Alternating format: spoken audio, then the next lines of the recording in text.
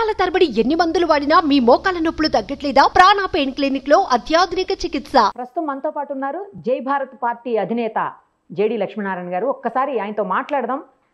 నిన్న జరిగినటువంటి రిజల్ట్ ఎలా అనిపిస్తోంది? కూటమికి వచ్చినటువంటి ఈ గ్రాండ్ విక్టరీని ఆయన ఎలా విశ్లేషిస్తారు? ఒక్కసారి ఆయన మాటలోనే వినేద్దాం. సార్ నమస్తే అండి. జై భారత్ నిరుపమ గారు.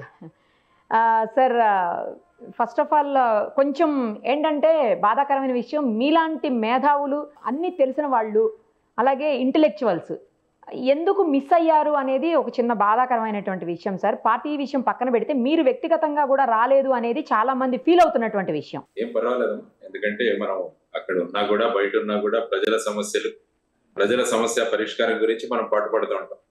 ప్రజలు ఒక్కసారి ఒక్కొక్క రకంగా కోరుకుంటూ ఉంటారు. తర్వాత మేము చేసే రాజకీయాలు ప్రస్తుత రాజకీయాలకి అవి అంతగా దాంట్లో సింక్ కూడా అవ్వట్లేదు. మేమంతా కూడా ఈ జీరో బడ్జెట్ పాలిటిక్స్ తో వెళ్లాల్సిన మేము ఒక్క రూపాయి కూడా ఎక్కడ పంచే విధానాలు మా దగ్గర ఉంటాం. ఏదో గెలుపులు ఓటములు అనుకుంటున్నాం కానీ యాక్చువల్ గా ప్రజాస్వామ్య వ్యవస్థలో ఎలక్షన్ విధానం ఏ విధంగా ఉంటుంది అన్నది కూడా మనం అందరం ఆలోచించాల్సిన విషయం. ఒక్కొక్క ఓటుకి 2,000 రూపాయలు 3,000 రూపాయలు పంచే ప్రస్తుత పరిస్థితి నుంచి ఈ ప్రజాస్వామ్యాన్ని ఎలా బయటికి తీయాలన్న ఆలోచనలతో మేము ఎప్పుడూ ఉంటాం. కాబట్టి ఆ నియమావళిలో మేము ఒక్కొక్కసారి ఫిట్ కాకపోవచ్చు. కాబట్టి ఒక మారుతున్న పరిస్థితిలో మా ప్రయత్నాలు మేము చేస్తూనే ఉంటాం. ప్రజలు బాగుండాలి, ప్రజాస్వామ్యం బాగుండాలి, ప్రజా సమస్యలు అవి పరిష్కరించబడాలి అని ఎక్కడున్నా కూడా కోరుకునే వ్యక్తుల్లో నేను కూడా ఒకటి. కాబట్టి ఎక్కడ ఉన్నామన్నది పెద్ద ప్రధానమైన అంశం కాదు, మనం ఏం చేస్తున్నామన్నది ముఖ్యమైన విషయం. కానీ ఇంకొక విషయం నాకు ఏది బాగా అనిపించిందంటే సార్, జనరల్ గా ఓడిపోతే అసలు మీడియా ముందుకు రావడానికి లేదా ఒక ఇంటర్వ్యూ అడిగితే మీ ఎక్స్ప్లెనేషన్ ఇవ్వండి, లేదు అంటే మీరు ఏమనుకుంటున్నారో ఎనాలిసిస్ చెప్పండి అని అడిగితే కూడా ముందుకు రావట్లేదు చాలా మంది వ్యక్తులు. బట్ మీరు అలా కాకుండా అడిగిన వెంటనే ఇమ్మీడియట్గా లైవ్ కాల్లోకి అందుబాటులోకి వచ్చారు. ఇక్కడ లేకపోయినా కూడా చాలా దూరాన్ని ఉన్నా మీరు అందుబాటులోకి వచ్చారు. First of all thank you so much sir. ఎందుకంటే మీరు అన్నట్లు గెలుపు ఓటములు సహజం, మన ఈ బ్యాటిల్లో సహజం. అది ఐపీఎల్ అయినా లేకపోతే ఇండియన్ ప్రీమియర్ లీగ్ అయినా ఇండియన్ పొలిటికల్ లీగ్ అయినా. సో దాన్ని సమానంగా తీసుకోగలిగినప్పుడే ముందుకు పోగలుగుతాం సార్. డెఫినెట్గా మీరు ఖచ్చితంగా మీరు మంచి పాలిటిక్సే చేస్తారు, చెయ్యాలి, అందులో డౌటే లేదు. ఇక ఈ 164 అనే సీట్స్ చాలా పెద్ద నెంబర్ సార్. ఇప్పటి వరకు మన చరిత్రలో అంటే తెలుగు రాష్ట్రాల చరిత్రలో ఎప్పుడు కూడా లేదు అని చెప్తా ఉన్నారు. ఇలాంటి దాన్ని ఎలా అర్థం చేసుకోవాలి? అంటే యాంటీ ఇన్కంబెన్సీ చాలా ఘోరంగా దారుణంగా ఉందా ప్రజల్లో? ఏంటి, ఎందుకని ఇంత పెద్ద విక్టరీకి రీజన్ ఏమనుకోవాలి సార్? అంటే గతసారి 2019లో చూసిన 151-23 అది మనం ఈసారి 164-11 అయింది. గత ఎన్నికల్లో అందరూ విడివిడిగా పోటీ చేశారు. ఈసారి 3 పార్టీలు కూటమిగాను ఇంకొక పార్టీ విడిగాను పోటీ చేశారు. సో ఇది ప్రధానంగా మనం చూసుకోవాల్సిన అంశం. ఆ తర్వాత 5 సంవత్సరాల పాలన, ఎందుకంటే గత 2019లో చూసిన సడన్ గా అప్పటి ప్రభుత్వానికి ఇంత తక్కువ సీట్లు వస్తాయని అప్పుడు చంద్రబాబు నాయుడు గారు కూడా ఆశ్చర్యం వ్యక్తం చేసి మేము ఇంత ప్రజలను కష్టపెట్టామా అన్నట్టుగా కూడా ఆయన మాట్లాడారు. అదేవిధంగా నిన్న జగన్మోహన్ రెడ్డి గారు మాట్లాడుతూ మేము అవ్వాతాతలకు ఇచ్చాము, తర్వాత అమ్మఒడి ఇచ్చాము, ఇవన్నీ కూడా వీళ్ళందరూ ఏమైంది అన్న ఒక ఆశ్చర్యాన్ని ఆయన వ్యక్తం చేశారు. కానీ ఇప్పుడు చూడాల్సిన అంశం ఏంటంటే ప్రజాస్వామ్యంలో ఎప్పుడు కూడా ప్రతిపక్షాల పాత్ర చాలా ప్రధానం. ఒక ప్రజాస్వామ్యం ముందుకు వెళ్ళాలంటే విధానాలు, విధాన సభల్లో నిర్ణయాలు ఇవన్నీ కూడా ఏకపక్షంగా ఉంటే ఏమవుతుందో అన్నది గత 5 సంవత్సరాల్లో మనం చూసి 151 ఇచ్చి ఆ తర్వాత నలుగురిని అక్కడి నుంచి తీసుకుని రాజీనామా చేసి ఇటు సైడ్ రావడము ఇవన్నీ కూడా మనం చూసి. కాబట్టి ఇందులో మనం ముఖ్యంగా చూడాల్సిన అంశం ఏంటంటే ఈ విధంగా 151 నుంచి 11కో 10కో ఎందుకు పడిపోయామన్న విషయాలను కూడా మనం విశదీకరించుకోవాలి. ఎందుకంటే లార్డ్ యాక్టన్ అని ఒక ఆయన అన్నారు, power corrupts, absolute power corrupts absolutely అంటాడు. అధికారం అన్నది ఎప్పుడు కూడా మనల్ని ఒక కరప్షన్ దిశగా లేకుంటే మన ఆలోచనల కరప్షన్ దిశగా తీసుకెళ్తుంది. అదే అబ్సల్యూట్ పవర్ వస్తే ఇంకా ఇట్ కరప్ట్స్ అబ్సల్యూట్లీ అంటాడు. అందువల్ల 151 వచ్చిన తర్వాత ఏం జరిగిందో మనం చూసి ఆ తర్వాత ముఖ్యంగా ఏంటంటే ఆ పరిపాలన దేంతో మొదలైందని చూస్తే ప్రజావేదిక కూల్చివేయడంతో ఒక డిస్ట్రక్షన్ తో మొదలైంది. ఆ తర్వాత ఏంటంటే పగలు ప్రతీకారాలు ఇవన్నీ కూడా చాలా చూసి అసెంబ్లీలో ఏదైతే సమావేశాలు జరిగామో ఏ విధమైన పదజాలం ఉపయోగించడం జరిగింది, ఏ విధంగా వ్యక్తిగత స్థాయికి అంటే హిట్టింగ్ బిలో ది బెల్ట్ ఆ విధంగా ఇంట్లో వాళ్ళ విషయాలు, ఇంట్లో వాళ్ళని కించపరిచేటట్టు మాట్లాడడం, తర్వాత ఆ పదజాలం, ఇవన్నీ కూడా చూస్తే ప్రజలలో ఒక రకమైన ఏవగింపు కలిగింది. ఎందుకంటే ఎమ్మెల్యేలు ఈ విధంగా మాట్లాడుతున్నప్పుడు వాళ్ళని నిరోధించాల్సిన బాధ్యత ఆ పార్టీ యొక్క లీడర్. అలా కాకుండా వాడు మాట్లాడే విషయాలని నవ్వుతూ ఎంజాయ్ చేస్తుంటే ఏమవుతుందంటే what message you are sending. అంటే ఆ పవిత్రమైన అసెంబ్లీలో ఈ విధమైన పదజాలం ఉపయోగిస్తున్నప్పుడు మనం దాన్ని నివారించకపోగా దాన్ని ఇంకా ప్రోత్సహిస్తుంటే ఈ వీటిని చూసి సమాజంలో కూడా అనేక మంది పదజాలం మారిపోయింది. మరి ఎవరు కూడా గౌరవంతో మాట్లాడే విధానాలు లేవు. వాడు వీడు ఈ రకాలుగా మాట్లాడుకోవడం మొదలైంది. పెద్దల గురించి కానీ ఎవరితో కూడా ఒక రకంగా మర్యాద అన్న వాతావరణం తగ్గిపోయింది రాష్ట్రం. ఆ తర్వాత చూసుకుంటే ముఖ్యంగా మీరు ఎంప్లాయీస్ చాలా ప్రధానమైన పాత్ర పోషిస్తారు. ఎప్పుడైనా కూడా ఒక ఎన్నికల సమయంలో ఎంప్లాయీస్ అన్న వాళ్ళు అంటే కేవలం ఎన్నికల విధులు కాదు, ఒక ప్రభుత్వం పట్ల ప్రజలలో అభిప్రాయం ఏర్పడడానికి కూడా ఈ ఉద్యోగస్తులు చాలా కారణం. అందువల్ల మీరు చూసుకుంటే గతంలో కూడా చంద్రబాబు గారు ఓడిపోవడానికి కారణం కూడా ఎంప్లాయీస్ అని అప్పుడు అన్నారు, ఉద్యోగస్తులే కారణం అని అన్నారు. ఈసారి కూడా తీసుకుంటే ముఖ్యంగా వాళ్ళు మొదట్లో సిపిఎస్ ఓపీఎస్ గురించి వాళ్ళ ప్రధానమైన వాదన. Old pension scheme, contributory pensions. ప్రస్తుతం ఉన్న కాంట్రిబ్యూటరీ పెన్షన్ స్కీమ్ తీసేసి ఓల్డ్ పెన్షన్ స్కీమ్ తీయాలని అప్పుడు వారు పాదయాత్ర చేస్తున్నప్పుడు ఇస్తే ఆయన ఏమన్నారంటే ఇదేమన్నా ఒక వారంలో మనం పెట్టేద్దామని. ఈ 5 సంవత్సరాల్లో ఈ సిపిఎస్ ఓపీఎస్ కాకుండా వారు కొత్త విధానాన్ని తీసుకొచ్చారు. అది ఉద్యోగులు ఎవరు కూడా ఇష్టపడ్డారు. ఆ తర్వాత ముఖ్యంగా ఎలక్షన్లు సమీపిస్తున్న దృష్టిలో ముఖ్యంగా మహిళల మీద, అంటే అంగన్వాడీ సేవికల మీద, తర్వాత వచ్చేసి ఈ మన మిగతా అంగన్వాడీ సేవికలు కావచ్చు, లేకుంటే ఆశా వర్కర్లు కావచ్చు, వీళ్ళందరి మీద ఏ విధమైన బల ప్రయోగం చేసి వాళ్ళని అరెస్ట్ చేసే వరకు వెళ్ళింది. కాబట్టి వీళ్ళంతా ఏంటంటే వీళ్ళ భావనలు ప్రజల్లోకి తీసుకెళ్ళారు. కాబట్టి ఇదొక ప్రధానమైన కారణం. పార్టీ మీరు అన్నారు కదా 164 ఈ 11 ఏ విధంగా. ఆ తర్వాత వచ్చేసి ఏంటంటే ల్యాండ్ టైటిలింగ్ యాక్ట్ అన్నది కూడా ఒకటి ప్రధానమైన భూమిక పోషించింది. ఎందుకంటే నీతి ఆయోగ్ పంపించిన ల్యాండ్ టైటిలింగ్ యాక్ట్ ఏదైతే ఉందో అది దేశంలో ఒకే ఒక రాష్ట్రం ఒక చట్టం ద్వారా తీసుకొచ్చింది, అది కూడా ఆంధ్రప్రదేశ్. ఆ తర్వాత ఏంటంటే మన భూముల్లో అంతా కూడా సర్వే చేసి ఈ భూమిలో రాళ్లు పాతారు.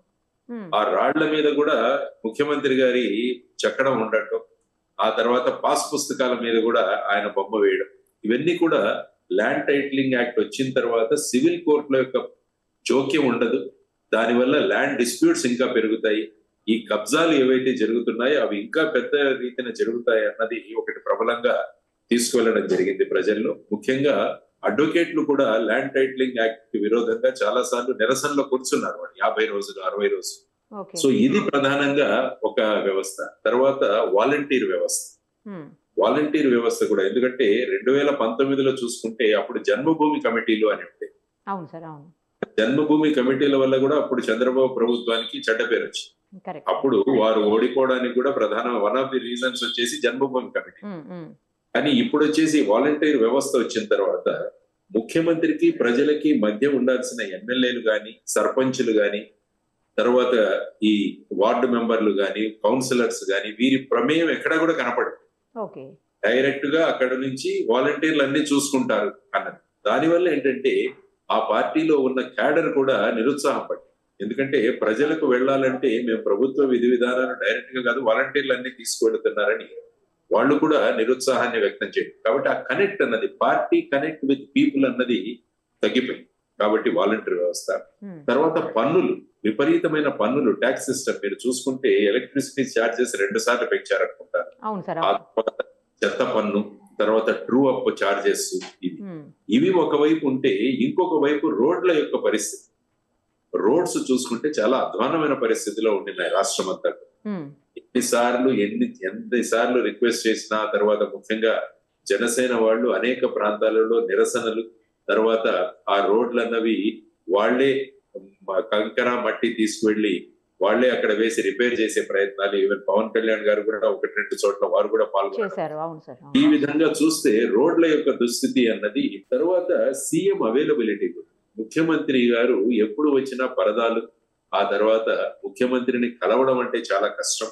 ఎందుకంటే ఒకసారి రాజశేఖర రెడ్డి గారి ప్రభుత్వం చూసుకున్నప్పుడు ఆయన ఉదయం 4 గంటలకు లేచి 5 గంటలకంతా ప్రజలతో మమేకమయ్యేవారు. వారు వాళ్ళ దగ్గర నుంచి పిటిషన్లు తీసుకోవడం ఇవన్నీ కూడా జరిగాయి. కానీ ఇక్కడ ముఖ్యమంత్రితో కలవాలంటే సర్వసాధారణ వ్యక్తికి కుదరదు. ఈవెన్ ఎమ్మెల్యేలు కూడా ఎంతమంది ఎన్నిసార్లు కలిశారో నాకు తెలియదు కానీ, కాబట్టి ఆ విధంగా ముఖ్యమంత్రి అన్న వ్యక్తి ప్రజలకు అందుబాటులో లేరు అన్న ప్రచారం కూడా చాలా జరిగింది. ఆ తర్వాత వచ్చేసి విధ్వంసం అన్నది ఒకటి చూడాలి. మీరు ఎట్లయితే ప్రజావేదిక ఉన్నదో ఆ తర్వాత ఋషికొండలో ఏ విధంగా దాన్ని కొండను మలచి ఆ ప్రాంతంలో ఏవైతే అది సీఎం క్యాంప్ ఆఫీసో లేకుంటే ఆ రాజధాని మార్చాలన్న దీంట్లో చేసినది కూడా ముఖ్యంగా ప్రజల్లోకి వెళ్ళింది. తర్వాత వచ్చేసి ఇసుక ఏ విధంగా తీయబడింది, తర్వాత మైనింగ్ లో కూడా ఏ విధంగా విధ్వంసం జరిగింది, ఇవన్నీ కూడా ప్రజలు ప్రత్యక్షంగా చూశారు.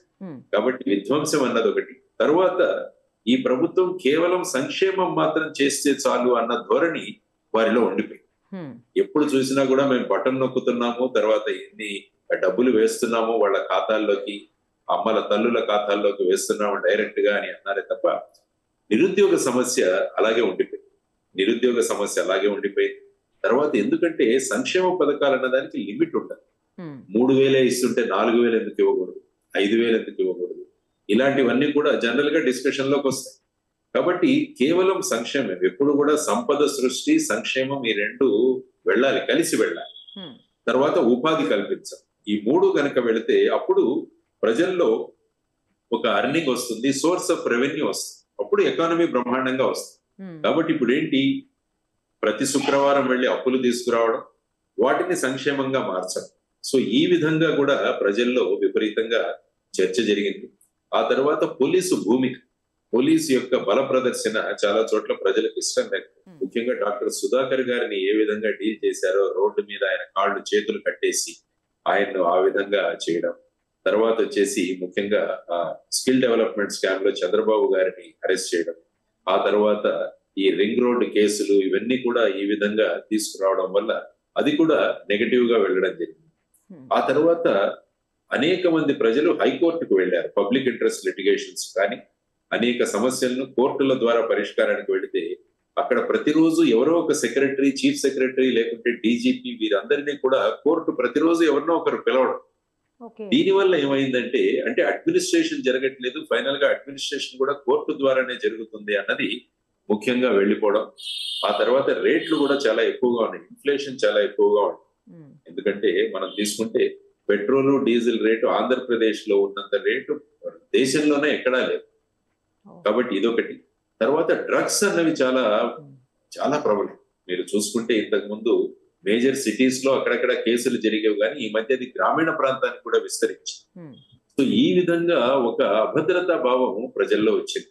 ఆ తర్వాత 3 పార్టీలు కలవడం, ఇది కూడా ఒకటి. 3 పార్టీలు కలవడం, ఆ తర్వాత వచ్చేసి 3 పార్టీలు ముఖ్యంగా కేంద్రంలో 400+ అన్న నినాదంతో వాళ్ళు వెళ్ళారు ఈసారి. 400 ఒకే ఊపారు. ఆ విధంగా అవడం వల్ల కేంద్రంలో ఎన్డీఏ ప్రభుత్వమే వస్తుంది. దానివల్ల ఇక్కడ ఈ ప్రభుత్వం వస్తే బాగుంటుంది, మోడీ గారు కూడా ఈ కూటమిలో వచ్చారు కాబట్టి మన రాష్ట్రానికి ప్రయోజనాలు ఉంటాయి అన్న ఆలోచన కూడా ఓటర్లు చేశారు. కాబట్టి ఈ కారణాలన్నీ కూడా మీరు విశదీకరించుకుంటే ఓటర్లు ఈ ప్రభుత్వం మారాలి అన్న ఒక, అంటే మొత్తం ఎక్కడి నుంచి చూసుకున్నా కూడా వారికి 4 ఎంపీ స్థానాలు, తర్వాత 11 అసెంబ్లీ స్థానాలు తప్ప మిగతా అన్ని చోట్ల కూడా మెజారిటీలు కూడా చాలా విపరీతంగా వచ్చాయి. చాలా ఎక్కువ వచ్చింది సార్. అవును, కరెక్ట్. చాలా ఎక్కువ. ఇంతకు ముందు 1000, 2000 ఈ విధంగా వచ్చి ఇప్పుడు 1000, 10,000, 90,000 ఇలాంటివి 2-3 ప్రదేశాల్లో రావడం ఇవన్నీ కూడా జరిగింది. కాబట్టి వీటన్నిటినీ కూడా మనం ఆలోచించుకుంటూ వెళితే, సో గత ప్రభుత్వం ఆలోచించాలి, అంటే ఇప్పటి ప్రభుత్వం కూడా ఆలోచించాలి. రాబోయే ప్రభుత్వం కూడా వాళ్లకు 151 వస్తే ఈ విధంగా చేశారు, మనకు 164 ఉన్నాయి. కాబట్టి మన ఎమ్మెల్యేలను తర్వాత వీళ్ళందరినీ కూడా మనం కంట్రోల్ చేస్తూ ఏ విధంగా రాష్ట్రాన్ని ఈ అప్పుల బారి నుంచి బయటికి తీసుకురావాలన్నది కూడా ఆలోచించాల్సిన ప్రధానం. తరువాత మనకున్న 4 సమస్యలు కూడా గత ప్రత్యేక హోదా తీసుకొస్తామన్నారు, తీసుకురాలి. అంటే ఆయన అన్నారు 25 మంది ఎంపీలను ఇస్తే నేను మెడలు వంచి తీసుకొస్తాను, అది అవ్వలేదు. తర్వాత వైజాగ్ స్టీల్ ప్లాంట్ ప్రైవేటీకరణ జరుగుతుంది, విభజన హామీలు, పోలవరం పూర్తి చేయకపోవడం, ఇవన్నీ కూడా రకరకాల కారణాల వల్ల ఏమైందంటే ఈ ప్రభుత్వం పట్ల వారు వ్యతిరేకత పెంచుకొని, సో ఆల్టర్నేటివ్ గా కూటమి వస్తే బాగుంటుందన్న దీంట్లో ఈ విధంగా ఇంత పెద్ద మెజారిటీ ఇవ్వడం జరిగింది. కాబట్టి నేను అనుకున్నప్పుడు ఈ కొన్ని కారణాలు నాకు కనపడ్డాయి. సో ఆ విధంగా ఈ అనలైజ్ చేసుకోవాలి వీటన్నిటి. ఎందుకంటే ఒక్క సంక్షేమం దాన్నే ప్రధానంగా చేశారు. ఎందుకంటే ఎమ్మెల్సీ ఎన్నికలు జరిగినప్పుడు వైఎస్ఆర్సీపీ ఓడిపోయింది. అప్పుడు ఏమన్నారంటే ప్రభుత్వ సలహాదారు, ప్రధాన సలహాదారు వారు ఏమన్నారంటే వీళ్ళు మా ఓటర్లు కారు అని. వీళ్ళు మా ఓటర్లు కారు అంటే మోస్ట్లీ అర్బన్ వాళ్ళు మా ఓటర్లు కారు, మా ఓటర్లు వేరే వాళ్ళు. అంటే ఏమవుతుందంటే మెయిన్ కాన్సన్ట్రేషన్ వచ్చేసి ఓన్లీ ఈ పథకాల మీదే మనం పెట్టుకుంటే సరిపోతుందన్న భావన ఒకటి వచ్చింది. కాబట్టి ఎక్కడ చూసినా కూడా మా సంక్షేమమే మమ్మల్ని మళ్ళా గెలిపిస్తుందన్న ధోరణి అందరిలో కనిపించింది.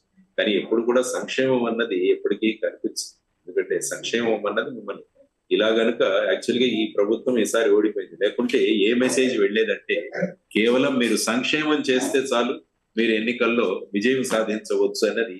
అది మిగతా రాష్ట్రాలకు కూడా ప్రబలిపోయింది.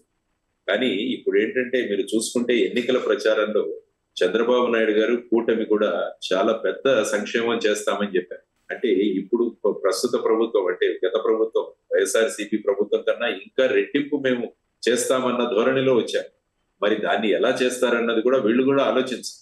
అది కూడా ప్రధానమైన రెస్పాన్సిబిలిటీ. అమ్మఒడి అన్నది ఒకటి ఉంటే మీకు పిల్లలకి ఇస్తాం అందరికీ. తర్వాత ప్రతి మహిళకు 18 సంవత్సరాల మహిళలకు 1500 రూపాయలు ఇస్తాము. తర్వాత ఆర్టీసీ బస్సుల్లో ఫ్రీ ప్రయాణం చేయిస్తాము. ఆ తర్వాత నిరుద్యోగ భృతి ఇస్తాము.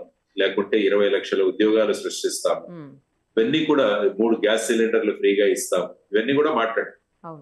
ఆ తర్వాత ఏ విధంగా మీరు చేస్తారన్నది కూడా ఒకటి ఆలోచించాల్సి. తర్వాత వచ్చేసి గత ప్రభుత్వంలో మద్యపాన నిషేధం తీసుకొస్తామన్నారు. అంచెలంచెలుగా మద్యపాన నిషేధం తీసుకొస్తామని. యాక్చువల్ గా మద్యపాన నిషేధం జరగలేదు కానీ ప్రభుత్వానికి ప్రధాన ఖజానాలో పడే డబ్బంతా కూడా ఎక్సైజ్ నుంచి రావడం వల్ల తర్వాత ఈ రేట్లు కూడా విపరీతంగా పెంచేశారు. దానివల్ల ఏంటంటే మహిళలు కూడా ఆగ్రహానికి మహిళా ఆగ్రహానికి కూడా గురయ్యారు. ఎందుకంటే సంపాదిస్తున్నదంతా కూడా అక్కడే వెళ్ళిపోతుంది. ఆ తర్వాత ఏదైతే లిక్కర్ ఇస్తున్నారో దాని క్వాలిటీ కూడా సరిగా లేదని వాళ్ళ ఆరోగ్యాలు కూడా పాడవుతున్నాయి.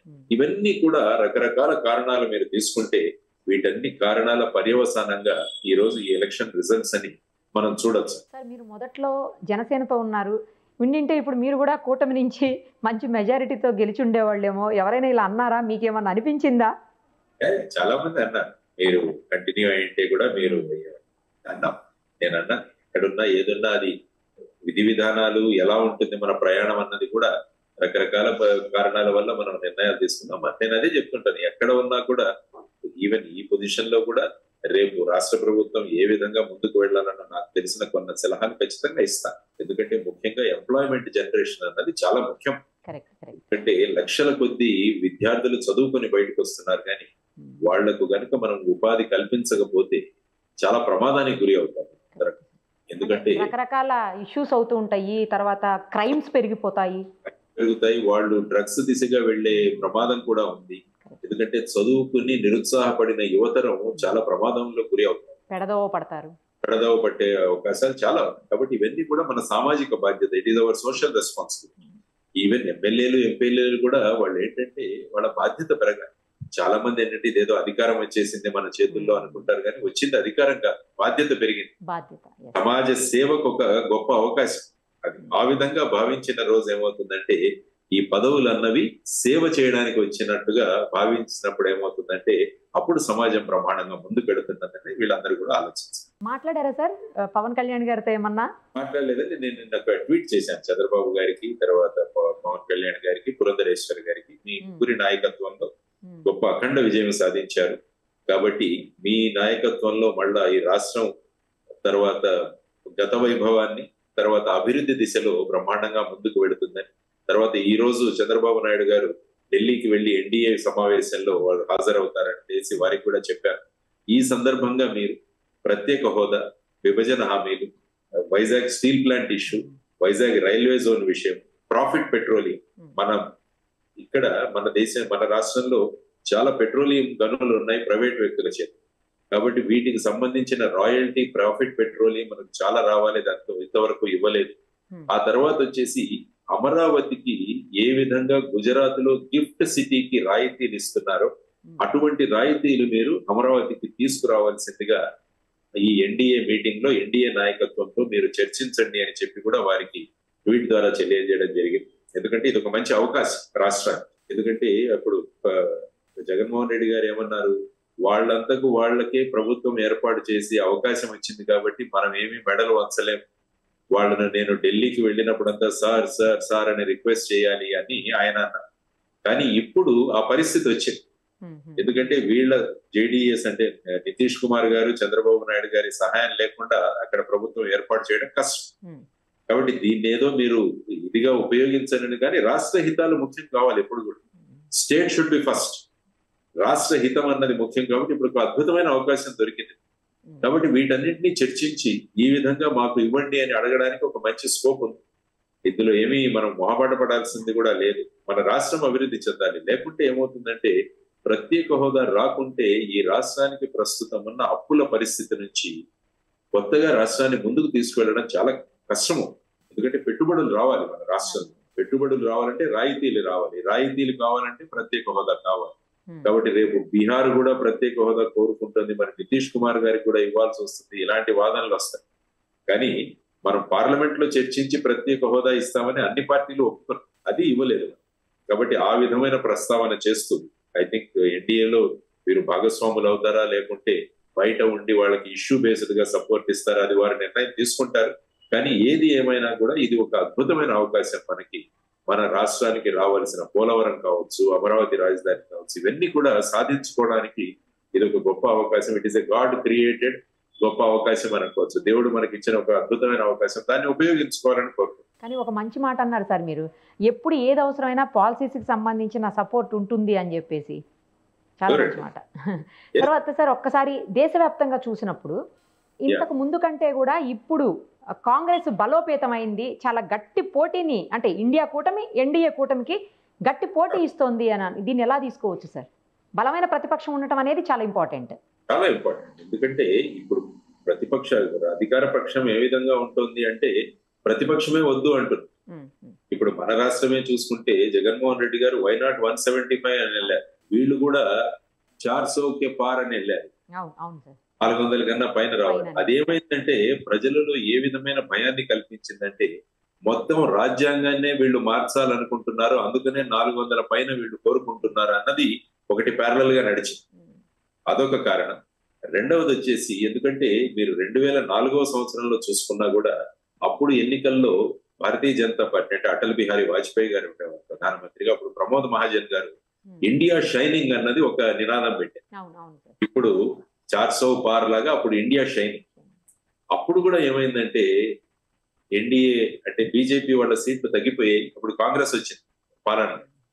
కాబట్టి ఇప్పుడు కూడా ఈ 400 పార్ అన్నది ఏంటంటే ఏ విధంగా పనిచేసింది అంటే వీళ్ళు రాజ్యాంగాన్నే మార్చే దిశలో ఉన్నారని కాంగ్రెస్ ఇండియా కూటమి ఆ 400 పార్ అన్నదాన్ని ఆ విధంగా ప్రజల్లోకి తీసుకెళ్ళారు. నెంబర్ 1.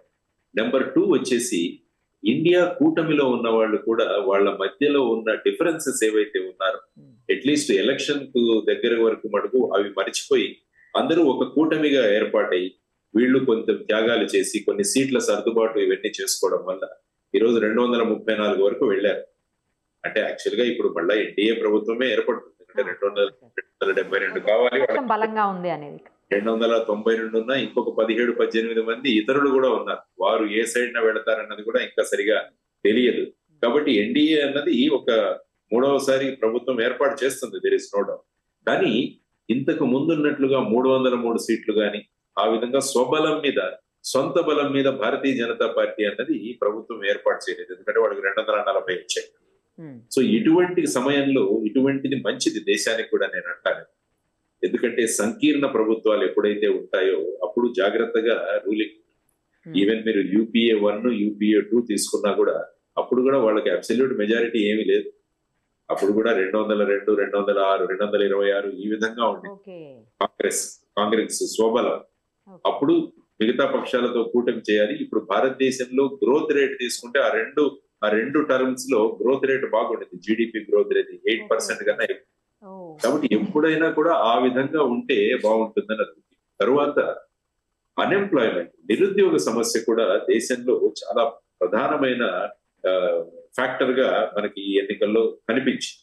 ఎందుకంటే గత ఎన్నికలప్పుడు మోడీ గారు ప్రతి సంవత్సరానికి 2 కోట్ల ఉద్యోగాలు సృష్టిస్తామని అన్నారు, కానీ ఆ విధంగా ఉద్యోగ సృష్టి జరగలేదు. ఆ తర్వాత మన పిల్లలు చదువుకొని బయటకు వస్తున్నారు కానీ వారికి తగిన ఉపాధి దొరకలేదు, అది కూడా ఉంది. తర్వాత వచ్చేసి ఇన్ఫ్లేషన్, ద్రవ్యోల్బణం అన్నది కూడా చాలా ప్రధానమైన కారణమైంది. తర్వాత వచ్చేసి ఎలక్షన్ క్యాంపెయినింగ్ అన్నది అభివృద్ధి మీద ఎక్కువగా జరగలేదు. ఎక్కడ చూసినా భావోద్వేగాలు, మతపరమైన రెఫరెన్సెస్ ఇవన్నీ కూడా చేయడం జరిగింది. తర్వాత కొన్ని పర్సనల్ లెవెల్లో కూడా మాటలు ఏర్పాటు చేయడం జరిగింది. కాబట్టి వాటి వల్ల ఏమవుతుందంటే ఎన్నికల ప్రచార స్థాయి తగ్గిపోయింది. Even election commission of India కూడా భారతీయ జనతా పార్టీ అధ్యక్షుడు జేపీ నడ్డా గారికి మెమో కూడా ఇష్యూ చేసింది, షోకాజ్ నోటీస్. ఈ విధమైన పదజాలం ఏదైతే ఉపయోగిస్తున్నారో అది సబబు కాదు అన్నది. ఇవన్నీ కూడా చూసుకుంటుంటే ఏమవుతుందంటే తర్వాత కొన్ని రాష్ట్రాలలో ప్రభుత్వాలను ఏ విధంగా వీళ్ళు విభజించారన్న దాని గురించి కూడా చాలా చర్చ జరిగింది. ఫర్ ఎగ్జాంపుల్ మీరు మహారాష్ట్ర తీసుకుంటే అక్కడ ఉద్ధవ్ ఠాక్రే గారిని, ఏకనాథ్ షిందే, తర్వాత శరద్ పవార్ గారిని, అజిత్ పవార్ గారిని వీరిద్దరిని విడదీయడము. కాబట్టి అక్కడ కుర్చీ కోసం ఈ విధంగా కూడా చేస్తారన్న కామెంటరీ జరిగింది. అప్పుడు ఈసారి చూసుకుంటే మహారాష్ట్రలో ఉద్ధవ్ ఠాక్రే తర్వాత శరద్ పవార్ గారికి ఆటోమేటిక్ గా వాళ్ళకి 30 సీట్ల దాకా వచ్చింది.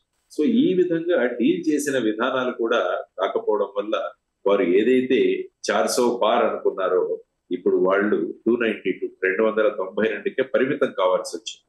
కాబట్టి ఖచ్చితంగా అటువైపేమో సంకీర్ణ ప్రభుత్వం, ఇక్కడేమో అబ్సల్యూట్ మెజారిటీ కాదు, 2/3 కాదు, ఇంకా ఆల్మోస్ట్ శాసనసభ అంతా వారి చేతుల్లో ఉన్నట్టు ఈ రెండింటిని ఎలా సమన్వయం చేయాలన్నది కూడా చాలా ముఖ్యమైన అంశం. కాబట్టి చంద్రబాబు నాయుడు గారు అనుభవం ఉంది వారికి. కాబట్టి ఆ అనుభవంతో ఈ రెండింటిని ఎలా వాళ్ళు సమన్వయం చేస్తారన్న చూడాలి. ఫైనల్ గా మన రాష్ట్రం అన్నది అభివృద్ధి చెందాలి. ఆంధ్రప్రదేశ్ మళ్ళా పూర్వ వైభవం రావాలి. మనం అభివృద్ధిలో మనం దూసుకు వెళ్ళాలి. మన యువతరానికి అంతా కూడా ఉపాధి కలగాలి. ప్రజలు ఆనందంగా ఉండాలి. భయభ్రాంతులు కాకూడదు. పోలీస్ యంత్రాంగం అన్నది రూల్ ఆఫ్ లాని తీసుకురావాలి, పాటించాలి. ఒక పార్టీకి కొమ్ము కాయడం అన్నది, అందరూ కూడా ఒక పార్టీ వర్కర్స్ గా ఎప్పుడు పనిచేయకూడదు. ఎప్పుడు కూడా న్యాయాన్ని, చట్టాన్ని ఆ ప్రకారంగా పనిచేసే విధంగా మనం కనుక గవర్నెన్స్ తీసుకురాగలిగితే అప్పుడు నిజంగా ఆంధ్రప్రదేశ్ ప్రమాణంగా ముందుకు వెళుతుందని ఆ దిశగా అందరం కలిసి పనిచేయాలి. అందుకనే నేను జగన్మోహన్ రెడ్డి గారికి కూడా కోరుతున్నది ఏంటంటే మీకు 11 సీట్లే రావచ్చు, కానీ మీరు అసెంబ్లీకి వచ్చి మీ భూమిక చేయాలి. ఎందుకంటే ప్రజలు మిమ్మల్ని ఎన్నుకున్నారు, మీరు తర్వాత ఇంకో 10 మందిని ఎన్నుకున్నారు. వీరు భూమిక శాసనసభలో వచ్చి వాళ్ళని నిర్వహించాలి. అంటే మాకు 11 వచ్చాయి, మేము అసెంబ్లీకి వెళ్ళాము, మేము బాయ్కాట్ చేస్తాము, ఇది కాదు. కాబట్టి ఆ విధంగా కాకుండా ఒక కన్స్ట్రక్టివ్ ధోరణిలో మనం అందరం కలిసి పనిచేసి రాష్ట్రానికి కావాల్సిన విషయాలన్నీ కూడా తీసుకొద్దామన్న భూమిక వహించాలని, అందులో మన పరిపక్వత, మన రాజనీతిజ్ఞత చూపించాలి. ఆ స్టేట్స్మన్షిప్ అన్నది చూపించాలి. పాలిటిక్స్ ఎలక్షన్స్ అయిపోయాయి, ఇంకా మనకు ప్రస్తుతం చూడాల్సింది రాష్ట్ర అభివృద్ధి అన్నది మనం ఎంచుకోవాలి. తర్వాత పగలు ప్రతీకారాలు కాకుండా ఈ రోజు కూడా చూస్తున్నాను కొన్ని ఇప్పటి వైఎస్ఆర్సీపీ ఆఫీసుల మీద, ఇళ్ల మీద కూడా రాళ్ల దాడి అని కొన్ని చూశాను. ఇవన్నీ కూడా సక్రమం కాదు ఇవన్నీ. కాబట్టి నాయకులు వాళ్ళ కాడర్లను, శ్రేణులను నిరోధించాలి. ఎన్నికలు అయిపోయాయి, ఎన్నికల్లో ప్రజలు తీర్పిచ్చారు. ఇప్పుడు మనం ప్రజలు ఇచ్చిన తీర్పుని దాన్ని మనం ట్రాన్స్లేట్ చేసి వాళ్ళ అభివృద్ధి కోసం మనం కృషి చేయాలన్న ధోరణి మన రాజకీయ నాయకులు తీసుకోవాలని, అందులో ఈ సమన్వయ భూమిక, తర్వాత రాష్ట్రం కోసం ఏదైనా హితవు కోసం ఏదైనా సలహాలు, సంప్రదింపులు అయితే కూడా మేము ఎప్పుడు కూడా ముందుంటాం. జై భారత్ నేషనల్ పార్టీ రాష్ట్ర హితవు, రాష్ట్ర అభివృద్ధిని కోరుకుంటుంది ఎప్పుడని తెలియజేస్తాం. మంచి విశ్లేషణ sir. Thank you so much. నమస్తే అమ్మా, జై భారత్. Thank you. సుమన్ టీవీలో మీ పర్సనల్ అండ్ బిజినెస్ ప్రమోషన్స్ కోసం కింది నెంబర్కి కాంటాక్ట్ చేయండి.